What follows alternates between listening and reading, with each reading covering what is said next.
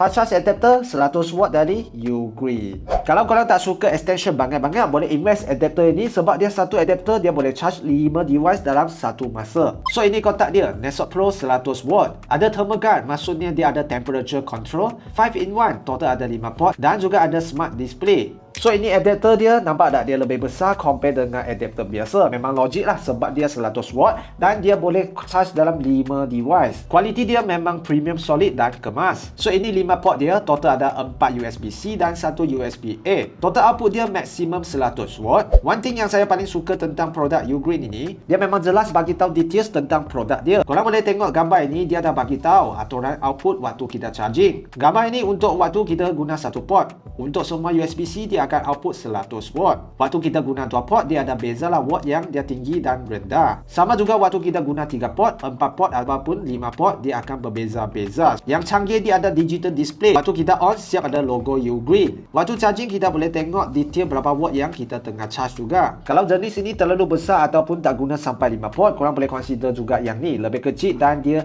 65 watt fast charge. Sama juga ada 3 port untuk output. Tapi kalau korang memang jenis yang invest untuk long term, dari device kecil, smartwatch kita, earbud kita, sampailah device yang besar seperti laptop ataupun high speed punya charging device, boleh ambil yang ni sebab dia 100 watt dan 5 device kita boleh charge dari kecil sampai besar. Yang berminat boleh order sekarang produk dari Ugreen, semua ada warranty dan kualiti memang terjamin. Kalau ada soalan, komen di ruang komen.